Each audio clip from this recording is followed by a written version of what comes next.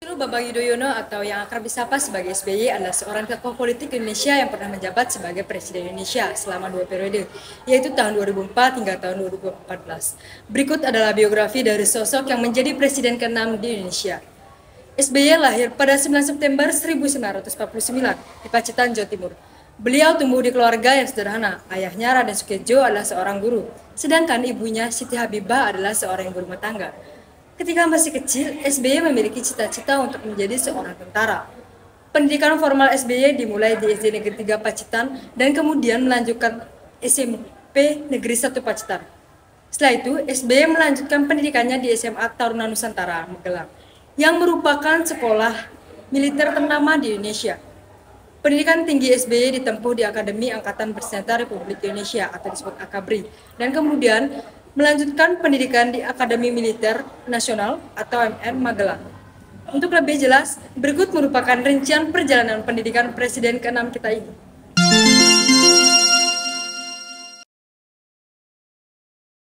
Nah, puncak perjalanan karir politik SBY adalah sebagai seorang Presiden Republik Indonesia. Selama 2 periode kepemimpinannya, SBY menorehkan sejumlah prestasi dan menghadapi berbagai tantangan. Beberapa pencapaian utamanya melibatkan stabilitas ekonomi, peningkatan infrastruktur, dan penanganan berbagai konflik di berbagai daerah di Indonesia. Namun, kepemimpinan SBY juga diwarnai oleh beberapa permasalahan ataupun kontroversi, seperti misalnya isu politik dan kritik terhadap penanganan bencana, terutama dalam konteks bencana lumpur lapindo.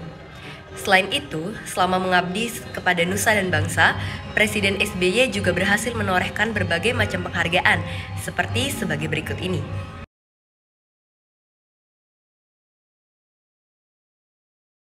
Karir berikutnya dari SBY adalah karir politik.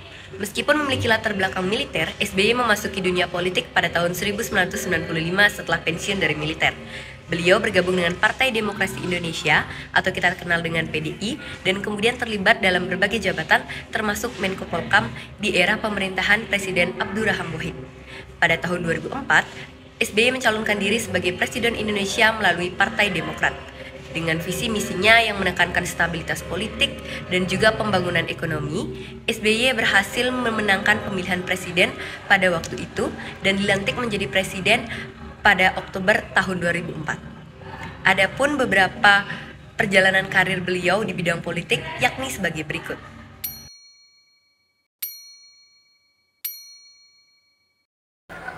Selain karir politiknya, SBY juga dikenal sebagai penulis yang penyair terkenal. Beliau menulis beberapa buku, termasuk memoir terkenal yaitu berjudul Selalu Ada Pilihan. Karya-karya sastranya mencerminkan pemikiran dan pengalaman pribadinya. SBY menikah dengan Ani Yudhoyono, yang juga dikenal sebagai sosok yang aktif dalam kegiatan sosial dan pendidikan. Mereka dikaruniai 2 anak, yaitu Edi Baskoro Yudhoyono dan Ari Harimurti Yudhoyono. Setelah menyelesaikan masa jabatannya pada tahun 2011, beliau memilih untuk tidak mencalonkan diri lagi. Dia tetap aktif di dalam dunia politik dan menjadi pembicara utama di berbagai forum nasional dan forum internasional. Pemikiran dari gagasan SBY mencerminkan komitmen untuk menciptakan Indonesia yang demokratis dan berkeadilan. Nah, di sini saya akan menjelaskan tentang program unggulan dari SBY. Sebagai Presiden Republik Indonesia, Susilo Bambang Yudhoyono memiliki beberapa program kerja unggulan yang dikenal selama masa jabatannya. Beberapa di antaranya itu adalah yang pertama ada program pembangunan infrastruktur. Nah, jadi SBY ini menginisiasi dan melakukan sejumlah proyek infrastruktur besar seperti pembangunan jalan tol, jembatan, dan juga bandara atau pelabuhan untuk mendukung pertumbuhan ekonomi dan konektivitas antar wilayah di Indonesia. Kemudian program kerja unggulan yang kedua yaitu program Indonesia Sehat. Jadi SBY ini mendorong program-program kesehatan seperti Jaminan Kesehatan Nasional atau JKN dan berbagai program pencegahan penyakit yang bertujuan untuk meningkatkan akses dan kualitas layanan kesehatan bagi masyarakat Indonesia. Kemudian program kerja unggulan yang ketiga yaitu program pendidikan. Salah satu fokus SBY itu adalah meningkatkan akses dan kualitas pendidikan di Indonesia. Nah, beliau mendorong pembangunan infrastruktur pendidikan, pelaksanaan program Indonesia Pintar atau PIP, serta memberikan berbagai bentuk bantuan beasiswa kepada masyarakat untuk meningkatkan partisipasi dan juga mutu dari pendidikan itu sendiri. Kemudian program yang keempat yaitu program pengembangan energi.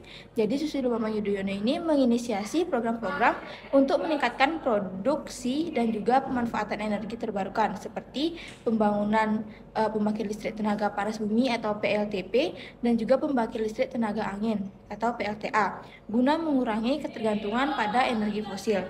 Kemudian program kerja yang selanjutnya itu adalah program pemberantasan korupsi. Meskipun belum sepenuhnya berhasil, tapi Susilo Bambang Yudhoyono memperkuat lembaga penegak hukum seperti Komisi Pemberantasan Korupsi atau KPK dan melakukan beberapa langkah untuk meningkatkan transparansi dan juga akuntabilitas pemerintah dalam upaya memerangi korupsi itu sendiri. Nah, sekian dari program unggulan dari SBY. Terima kasih. Evaluasi terhadap keberhasilan masa jabatan Susilo Bambang Yudhoyono atau kerap yang disebut sebagai SBY sebagai Presiden Indonesia pada tahun 2004 sampai 2014 dapat dibagi menjadi beberapa aspek. Yang pertama, mengenai stabilitas politik dan keamanan. SBY berhasil menjaga stabilitas politik dan keamanan selama masa jabatannya. Meskipun terjadi beberapa konflik dan krisis politik, situasi keamanan umumnya terkendali di bawah naungan kepemimpinan beliau.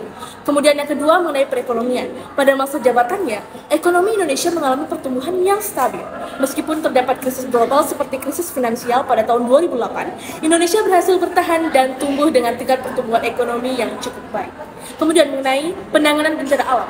Pada saat SBY dihadapkan sejumlah bencana alam selama masa jabatannya, seperti gempa bumi dan tsunami di Aceh pada tahun 2004, serta bencana alam lainnya, penanganan bencana tersebut dinilai cukup baik, walaupun masih ada kekurangan dalam proses rehabilitas dan rekonstruksi. Keempat, mengenai korupsi dan reformasi birokrasi. Meskipun terdapat upaya untuk melakukan reformasi birokrasi dan pemberantasan korupsi, hal ini masih menjadi pekerjaan yang terus berlanjut.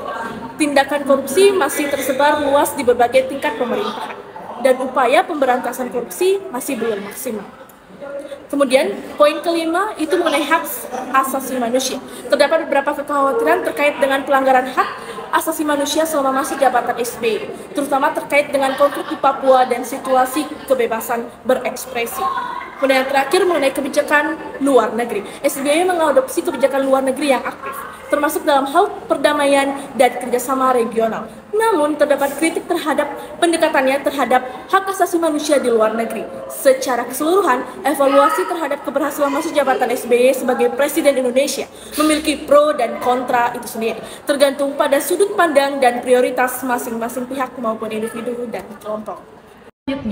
Selanjutnya itu adalah infrastruktur yang memang mangkrak atau belum terjalan pada era SBY dan juga mulai diselesaikan pada pemerintahan Jokowi. Ini disebutkan dikarenakan ada beberapa penyebab, yaitu adanya political will dan juga kendala isu pembebasan lahan yang menyebabkan proyek-proyek di era SBY ini memang mangkrak dan tidak bisa terselesaikan pada saat itu. Dan juga adanya laporan KPK tentang korupsi yang dilakukan oleh petinggi-petinggi terkait dengan infrastruktur yang dilakukan.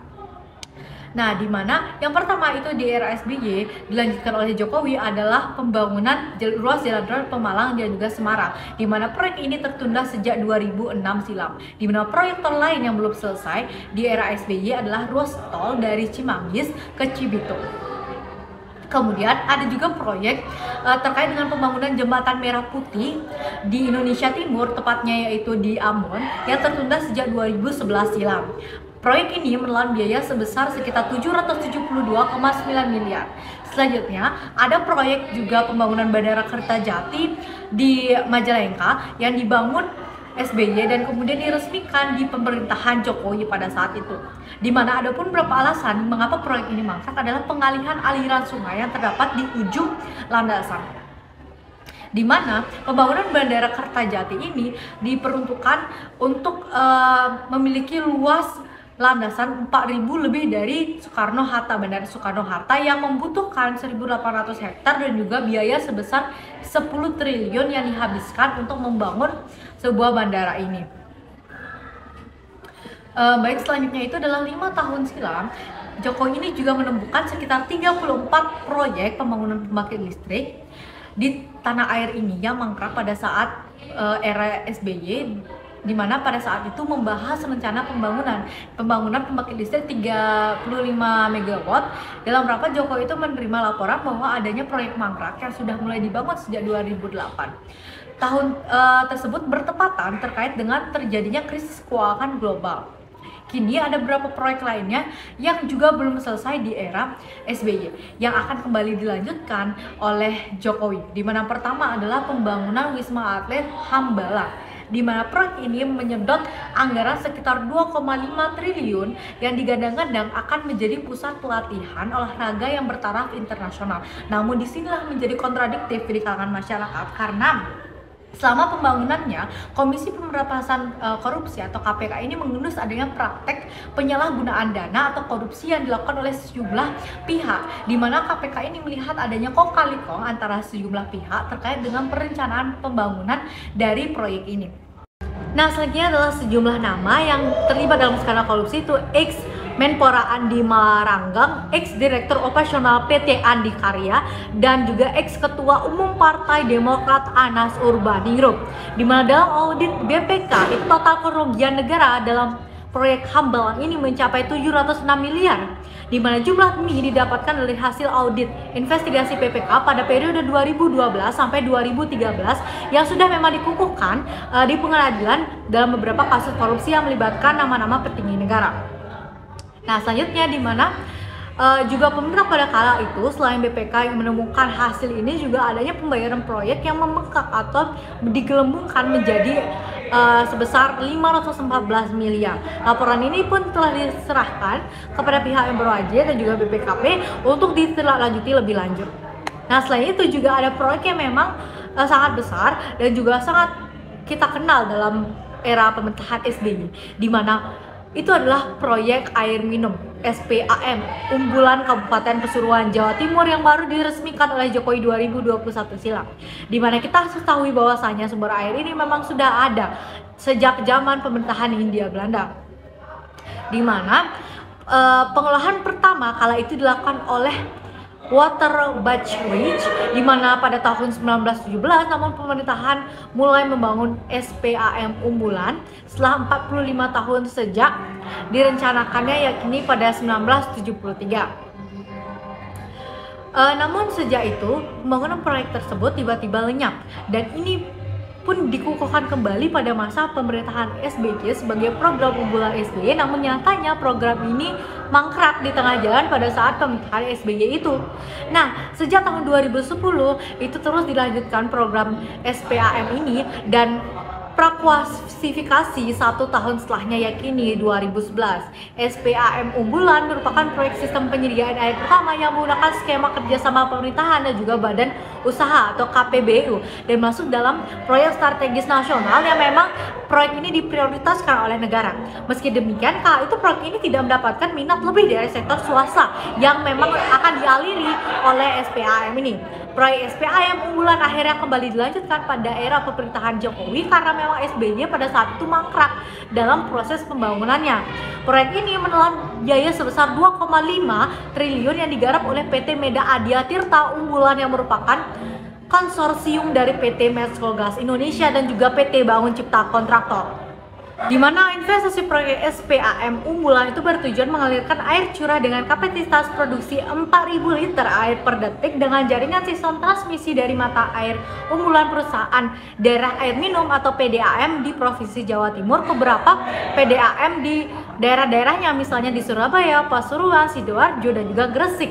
Nah, hal ini membuat SPAM unggulan ini akan mengoperasikan jaringan pipa transmisi sepanjang 92,3 km melewati 16 titik pasokan. Nah, skema ini yang digunakan adalah build operate transfer atau BOT dengan massa konsensi selama 25 tahun itu meliputi pekerjaan desain, konstruksi, operasi, pemeliharaan, pembiayaan sarana pengolahan, dan juga jaringan transmisi itu sendiri.